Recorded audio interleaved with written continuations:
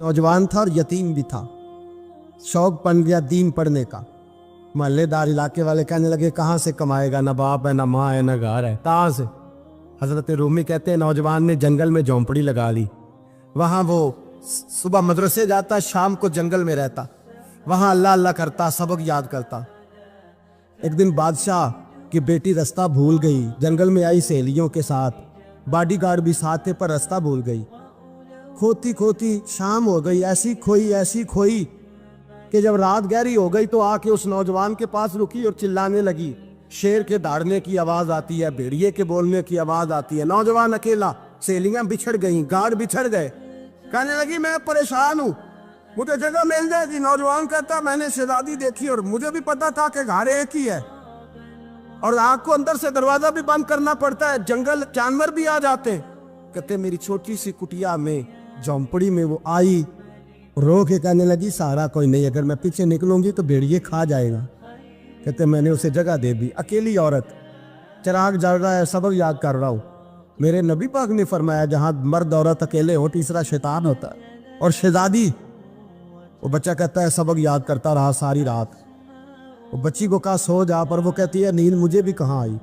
ऐसे मौक़ों पर नींद, सारी रात सबक याद करता। थोड़ी थोड़ी देर के बाद चिराग जलता तो उस पर उंगली रखता, हाथ जलता तो पीछे खींचने, फिर दूसरी उंगली रखता, थोड़ी देर के बाद जलता तो खींचने, हाथ सारा जल गया। सुबह किरणें चमकी तो कहने लगा चल निकल जा, दौड़ जा, बस बड़ा सब्र का इम्तिहान हो गया, चली जा। शहजादी बाहर निकली, सिपाही ढूंढ रहे थे। बादशाह खुद जंगल में निकला हुआ था, मेरी बेटी मिल गई। बादशाह तन्हाई में जाके कहने लगा बेटा मैं दुनिया को बताऊंगा कि मेरी बेटी खोई नहीं थी, सिपाही साथ ही थे। ये बड़ा मुश्किल होता है, बेटी तो भूल के भी रात कहीं रह पड़े तो लोग जीने नहीं देते, तो बेटा मुश्किल हो जाएगा मेरे लिए। कहाँ थी? उसने कहा नेक नौजवान के पास। उसने कहा बेटा मैं तो तेरी बात मानूंगा पर दुनिया नहीं मानेगी। अगर उस नौजवान ने किसी को बता दिया कि तू उसके पास थी तो फिर लोग मेरा जीना मुहाल कर देंगे। बेटा मैं मर जाऊंगा, मेरी मजबूरी ये है कि वो कहीं राज ना उगल दे वो नौजवान, उसे कत्ल करना पड़ेगा। औरत ने मिन्नतें की, उस बेटी ने कहा मेरे मौसम को मारोगे, रोई। और वो कहने लगा मैं बादशाह, वो मेरा अपना वकार है, मैं उसको छोड़ नहीं सकता। गिरफ्तार कर लाए सिपाही। वक़्त तय हो गया सजा का। अकेले कारकोशरी में रखा गया, जो उसके खास एतबार वाले थे उनकी ड्यूटी लगाई। बादशाह ने बुलाया, पहले बिलम आया। औरत कहने लगी, बेटी कहने लगी एक दफा तो बुलाओ ना, एक सवाल बस पर्दे में रह के पूछना है और फिर जो आपका जी चाहे, मेरे मौसम को मारना तो है, तो मर्जी आपकी। सामने खड़ा किया, नौजवान पर्दे के पीछे, औरत खड़ी हो गई। बादशाह बीच बैठ गया। बीबी कहने लगी सारी रात बेदार मैं भी रही, सोया तू भी नहीं। वो जो तू चिराग के करीब हाथ लगा के जलाता था वो समझ नहीं आई। नौजवान रो पड़ा, कहने लगा क्या करूं, मैंने रसूलुल्लाह का दीन पढ़ा है, क्या करूं, मैंने हुजूर का दीन पढ़ा है। मैंने पढ़ा है कि जानी को सबसे नीचे दोज़ख के सबसे निचले दर्जे में जलाया जाए, उसे जहन्नमियों का पीप और रेशा पिलाया जाए, कंद खिलाया जाए। ये रवायतें पड़ी हुई थी। थोड़ी थोड़ी देर के बाद शैतान मुझे कहता था बदकारी कर ले। मैं अपना हाथ उसी वक्त जब शैतान मशवरा देता तो मैं आग पे करता। मैं कहता अगर ये बर्दाश्त हो गई तो वो भी हो जाए। जब हाथ जलता तो मैं समझ जाता नहीं तुझसे तो ये नहीं बर्दाश्त होती तो वो कैसे हो। फिर मुझे शैतान मशवरा देता कोई देख नहीं रहा, तो बुलाने नहीं गया, खुद आई, मैं दूसरी उंगली लगा देता। मैंने हाथ जलाया और मैं समझ गया जब छोटे से चिराग की इतनी सी शमा की आग नहीं बर्दाश्त होती तो दोज़ख कैसे बर्दाश्त होगी। कहता मैं बाज आया। बादशाह ने ये कहानी सुनी, लफ्ज सुने तो चीख मार के रोया। कहने लगा तालिब इल्म, तू तो मेरे नबी का सच्चा गुलाम है और मेरे रसूल के जो सच्चे गुलाम होते हैं उन्हें फांसियां नहीं दी जाती, उन्हें तख्त पर बिठाया जाता है। अब तुझे सजा नहीं होगी बल्कि मैं अपनी बेटी का निकाह तेरे साथ करूंगा और मेरे बाद इस सल्तनत का बादशाह भी तू ही बनेगा। अब वो नौजवान वहां नारे लगा रहा है, कहता लोगों तुम मुझे कहते थे दीन से क्या मिलता है, दीन से तो अल्लाह तख्त व ताज भी अता फरमा देता है। अगर नौजवान शर्मो हया वाले बन के रहे अल्लाह सारी इज्जतें दे देगा। देखे ना अल्लाह के फजल से इज्जत मिलती है और जब कोई इज्जतदारों जैसा काम ही ना करे। एक बात और अर्ज करनी है पर वक्त थोड़ा रह गया। जवानों, मैं ना जब कभी परेशान होता हूँ ना तो मैं ये वाली बात खोल के पढ़ता हूँ वाला, ये बात ढारस बनाती है। ढारस توانائی دیتی ہے, پورا مضمون باندھا ہے. اعلیٰ حضرت کہتے ہیں بہروپیہ تھا, مداری, روپ بدل بدل کے دکھایا کرتا تھا, بادشاہوں سے انعام لیتا تھا. ایک دن اورنگزیب عالمگیر کے پاس آ گیا, کہنے لگا میں روپ بدلوں گا, اگر آپ پہچان نہ سکے تو میں انعام لوں گا. آپ نے فرمایا میں کوئی ایسے ویسا بادشاہ نہیں, کہا مجھے دھوکہ دینا مشکل ہے. کہا نہیں میں روپ بدلوں گا. حضرت اورنگزیب عالمگیر بڑے نیک بادشاہ گزرے, بڑے پرہیزگار. وہ بہروپیہ کہنے لگا میں روپ بدلوں گا, آپ نہیں پہچان سکیں گے. فرمایا چل جتنا تیرے اندر زور ہے لگا لے. حضرت نے اعلان کیا کہ میں نے فوجی بھرتی کر دیں, 2 ماہ کے بعد ٹیسٹ ہوگا. وہ 2 مہینے دوڑتا رہا, رنگ روپ بناتا رہا, آیا ٹیسٹ دینے, 2-3 سپاہیوں کا امتحان لیا. اس کی باری آئی تو 10 روپے دیے, کہنے لگے تیرے آنے جانے کا کرایہ میں نے تجھے پہچان لیا ہے. کچھ دنوں کے بعد جانے لگے سفر پر, تو بھکاری آ گئے خیرات مانگنے. اس نے بھی سارے منہ پر سیاہی مال لی, کپڑے پھاڑ لیے, سر کے بال مڈا لیے, پگے تک کٹا لی, بدرنگ ہو کے آیا. کاس آگے کیا تو حضرت نے 10 روپے ڈالے, کہنے لگے تیرے آنے جانے کا کرایہ میں نے پہچان لیا ہے. کچھ دن گزرے تو ٹیچر کی ضرورت تھی. اس نے مونچھیں بڑی کر لی, داڑھی نکلی لگا لی, سر پہ جنا کیپ پہن لی, ایک شیروانی لے لی اور ہاتھ میں چھڑی پکڑ کے آیا. کہنے لگا میں استاد ہوں, 2-4 بندوں کا امتحان لیا. اس کی باری آئی تو 5 روپے دیے, 10 روپے دیے, کہا تیرا کرایہ میں نے پہچان لیا. 2 سال گزر گئے. وہ جب بھی آتا حضرت پہچان لیتے. ایک دن سفر پہ جا رہے تھے, بہت بڑا لشکر تھا, جہاد کرنے جا رہے تھے اورنگزیب عالمگیر. تو دیکھا ایک پہاڑی ہے, پہاڑی پہ لوگ جا بھی رہے ہیں آ بھی رہے. اورنگزیب عالمگیر پوچھنے لگے یہاں کیا ہے؟ کہنے لگے بابا جی بیٹھے ہیں دعا کرتے ہیں, اللہ کے نیک بندے ہیں. اورنگزیب کہنے لگے یار پرانے لوگ سارے ہی اللہ والوں کو مانتے, یہ بھی مصیبت آئی ہے جتنی نہیں آئی ہے, سارے لوگ ہی مانتے. کہنے لگے ذرا میں دعا نہ کرا لوں, بچے کام جا رہا ہوں. اورنگزیب بادشاہ تھے, بادشاہ لوگ نازک مزاج ہوتے ہیں. گھوڑے سے اترے, بڑی مشکل سے پہاڑی پہ چڑھے, اوپر گئے تو لائن لگی ہے. بابا جی غار میں بیٹھے, کہنے لگے میں نے ملنا, میں اورنگزیب ہوں. انہوں نے کہا ہمارا بابا اس طرح کا پیر نہیں کہ امیر آئے تو رنگ اور ہو, غریب آئے تو اور ہو. یہاں اگر ملنا ہے تو لائن میں لگ جاؤ, سب ایک جیسے. اب لائن میں کھڑے ہو گئے, 50 آدمی آگے تھے. کہتے ہیں 51واں نمبر تھا. تھک گیا دھوپ میں کھڑا کھڑا. جب میں پہنچا غار کے دہانے تو میں نے بابا جی کے چہرے پہ نظر ڈالی تو بڑا نورانی چہرہ, بڑی خوبصورت لب و لہجہ. میں نے کہا میرے جیسا آدمی بھی پگڑی باندھ لے تو اچھا لگنے لگ جاتا ہے, بڑا خوبصورت انداز. کہتے ہیں میں ان کے پاس اتحیات کی حالت میں بیٹھ گیا. میں نے کہا حضور میں جا رہا ہوں جہاد کرنے, دعا کرنا. بزرگوں نے ہاتھ اٹھائے, اللہ اس کی مدد فرما, دین کو غلبہ عطا فرما, اسے دین کا سچا پکا سپاہی بنا. پھر تھپکی دی, 2-4 نصیحتیں نکال ڈالی. دیکھنا ظلم نہ کرنا, زیادتی نہ کرنا, جب تو جیت کر نہ کرنا, غرور نہ کرنا, نصیحتیں بھی کر دی. کہتے ہیں اب جب میں اٹھا تو 2-4 دینار بطور نذرانہ مسلح کے نیچے رکھے, اور الٹے قدم جب میں غار سے اترا انہوں نے رومال جھاڑا اور اٹھ کے کھڑے ہو گئے. کہنے لگے آج نہیں تو نے پہچانا, آج نہیں تو نے پہچانا, میرا انعام بنتا ہے, آج نہیں پہچانا, لا پیسے. اورنگزیب کہنے لگا یار تو نے حد کر دی, کہاں چڑھا کہاں کھڑا رہا, دھوپ میں تھک گیا, کمال کر دی بھائی تو نے. پتا تو کیا لے گا, اب تو جلدی بتا, وہ کتنے لوگ پیچھے دھوپ میں کھڑے ہیں, لشکر سارا کھڑا ہے, کیا لے گا؟ اس نے کہا سب سے قیمتی ہیرے وہ ہے جو تیرے سر کے تاج میں لگے ہوئے, مجھے تیرا تاج چاہیے. او بھائیو سننا اور یاد رکھنا, میرے اعلیٰ حضرت کہتے ہیں بادشاہ نے سر کے اوپر سے تاج اتارا, بہروپیے کے قدموں میں رکھا اور کہنے لگے یہ لے, اور یہ تو تیرا مانگنے پر میں نے دیا ہے نا, میں واپس آتا ہوں تو آنا, میں اپنی مرضی سے بھی تجھے دوں گا. تو نے اورنگزیب جیسے بندے کو دھوکہ دیا, آنا میں اس وقت بھی دوں گا. وہ دے کر بس بات ختم ہو گئی, حد ہو گئی. دے کر کہتے ہیں جب میں پلٹا نا واپس, بہروپیے نے آواز دی بادشاہ ٹھہر جا. تو میں نے پلٹ کے دیکھا تو کہنے لگے یہ اپنا تاج لے جا, اٹھا اور لے جا. میں نے کہا 2 سال بیت گئے تجھے محنت کرتے, آج قابو آیا تو لے جاؤ. کہنے لگا لے جا, مسئلہ سمجھ میں آ گیا. میں نے کہا مجھے بھی تو سمجھانا. کہتے ہیں وہ پھوٹ پھوٹ کے رویا, اس کی آنکھیں برس پڑی, سیلاب کی طرح آنسو بہہ نکلے, تڑپا اور رو کے کہنے لگا بادشاہ میں نے جھوٹ موٹ رسول اللہ کی غلامی اختیار کی تھی, جھوٹ موٹ کی داڑھی, جھوٹ موٹ کی پگڑی, جھوٹ موٹ کا فقر, میں نے جھوٹ موٹ نبی پاک کا لباس پہنا ہے, تو تیرے جیسے بادشاہوں کے تاج میرے قدموں میں آ گئے ہیں. अगर मैं सचमुच रसूलुल्लाह का गुलाम बनूंगा तो अल्लाह क्या कुछ अता फरमाए, अल्लाह कितनी नेमतों से नवाजे। मेरे आला क्या फरमाते हैं, आला हज़रत फरमाते हैं फरिश्ते भी करते हैं ताज़ीम मेरी। कौन जी?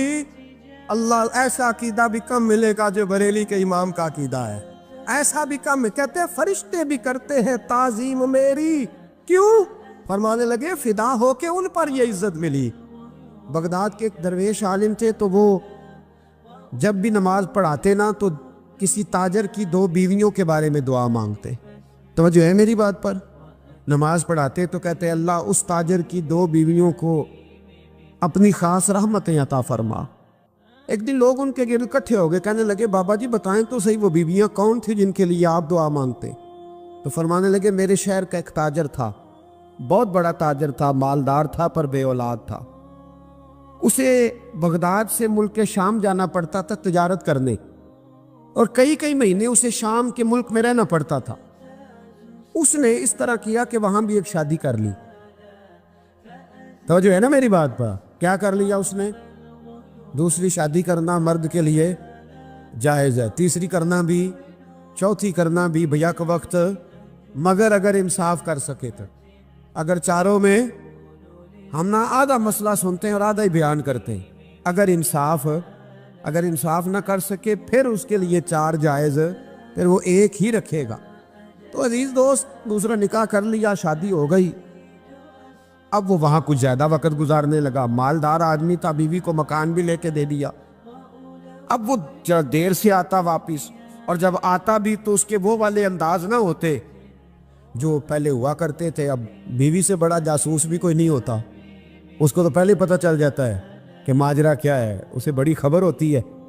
तो उसने महसूस कर लिया कि बदले बदले से मेरी सरकार नज़र आते।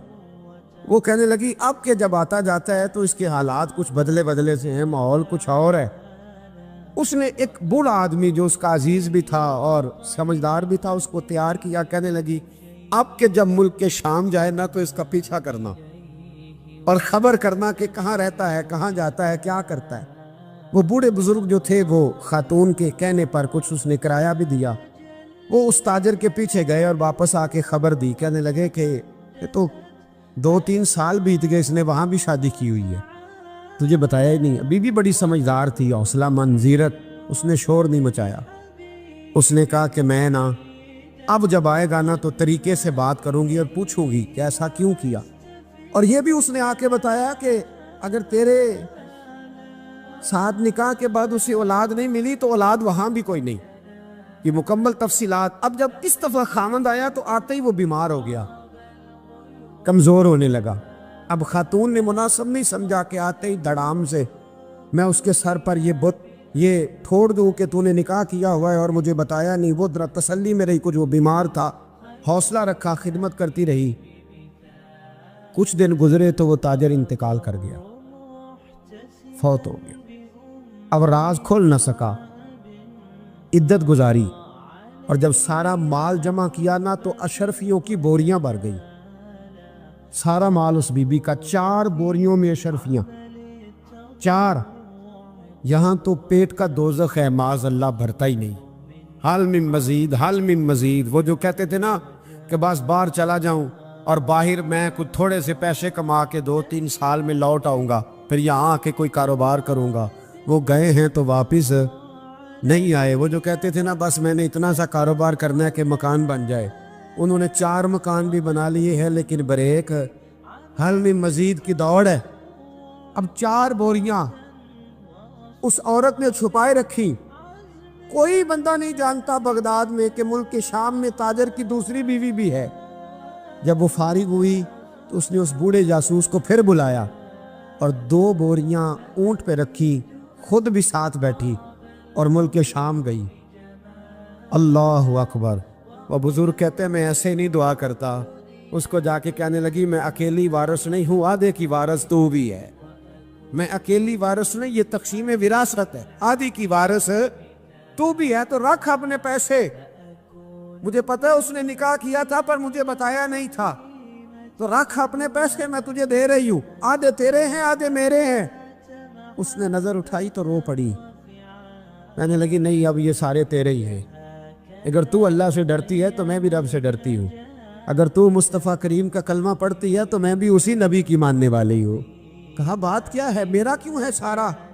تو وہ خاتون کہنے لگی وہ 2 سال 3 سال سے میرے ساتھ نکاح تھا، اور اس نے بتایا تھا مجھے کہ میری بیوی بھی ہے، اور میں غریب تھی تو میرے والدین کو بھی بتایا تھا کہ میری دوسری شادی ہے۔ یہ مکان اس نے مجھے لے کے دیا تھا، میرے تمام اخراجات وہ پورے کرتا تھا، نان و نفقہ کا خیال رکھتا تھا، لیکن اب کہ جب وہ آیا تو وہ بیمار تھا۔ اس نے مجھے بتایا کہ مجھے طبیب نے بتایا ہے کہ میں شدید بیمار ہوں، شاید بچ نہ سکوں۔ تو کہنے لگی وہ مجھے کئی لاکھ روپے بھی دے گیا، اور جاتے دفعہ مجھے طلاق بھی دے گیا، فارغ کر گیا۔ کہنے لگا تو جہاں چاہے میرے بعد نکاح کر سکتی ہے، اور کہنے لگا میں چاہتا تھا پہلی بیوی کو بتا دوں، موقع نہیں بنا، اور اس کا دل نہ ٹوٹے، بتا نہیں پایا، لہذا وہ مجھے ڈھیر سارے پیسے دے چکا ہے، سارا میرا حصہ مجھے پہلے سے دے چکا ہے۔ میری بہن اب یہ 4 بوریوں میں سے 2 میری نہیں بلکہ 4 کی 4 ہی تیری ہے، تو ہی اس کی حقدار ہے۔ تو بزرگ کہتے ہیں مجھے بتاؤ جن کے اندر اس قسم کے تقوی کی جھلک ہو ان کے لیے ہر نماز کے بعد دعا مانگنی چاہیے کہ نہیں مانگنی چاہیے؟ حضرت عمر کے زمانے میں ایک نوجوان تھا، نیک تھا، مسجد جایا کرتا تھا رات کو۔ تو مسجد جا رہا تھا تو رستے میں ایک عورت نے دعوت گناہ دی، ابن عساکر نے اس کو لکھا ہے۔ تو نوجوان تھا، خواہشات تھی، کچھ طبیعت مائل ہو گئی، ابھی ادھر جا ہی رہا تھا کہ کسی نے آیت پڑھ دی والی من خاف مقام ربی جنتان، جو رب کے سامنے کھڑے ہونے سے ڈرے گا اللہ 2 جنتیں دے گا۔ واقعی ڈر گیا، وہ واقعی ڈر گیا، اتنا ڈرا کہ بے ہوش ہو کے گر پڑا۔ بیماری سے لوگ بے ہوش ہوتے ہیں، پیسے ڈوب گئے بے ہوش ہوتے ہیں، بچے کے غم میں بے ہوش ہوتے ہیں۔ سچ بتاؤ کبھی خوف خدا سے بھی بے ہوش ہوتا کوئی دیکھا ہے؟ ہمارے ہاں تو روز مرہ ہی نہیں ہے بھائی، اور بڑی باتیں ہیں بے ہوش ہونے کی، ڈرنے کی، غش کھانے کی۔ بے ہوش ہو کے گر پڑا، بوڑھے باپ کو کسی نے بتایا بچہ بے ہوش پڑا ہے، اٹھا کے گھر لائے، گھر لا کے کہا بیٹا کیا ہوا؟